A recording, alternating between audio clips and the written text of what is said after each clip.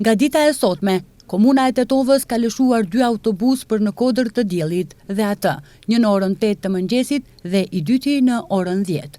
Autobusët do të lëvizin deri në fund të sezonit, por vetëm gjatë ditëve të vikendit, me përjashtim ditën e hënë, kur do të vazhdohet me të njëjtin itinerar me autobusët për në Kodër të diellit shkaku i festës. Ashtu si edhe vitet e kaluara dhe këtë vit në Komuna e Tetovës ka organizuar linjën 4 apo linja direkte nga Tetova në Kodër të diellit. Biletat janë nga 200 denar, është kthyese, oraret janë me 2 orare në ora 8 paradite dhe në ora 10, ndërsa kthimi është në ora 2:45 pasdite dhe në ora 4 pasdite. Ju bëjmë thirrje gjithë qytetarëve që të shfrytëzojnë transportin publik për të minimizuar kaosin në trafik në Kodër të diellit, por edhe për një ditë më të pastër.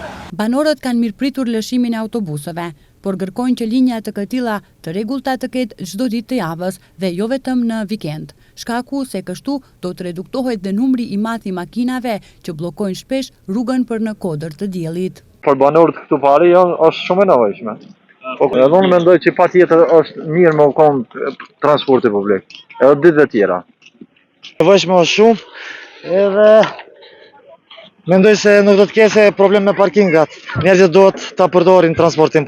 Autobusi për në Kodër të diellit do të kushtoj 200 denar për një bilet kthyese, ndërsa oraret e kthimit nga lart do të jenë në orën 14 dhe në orën 16 pasdite.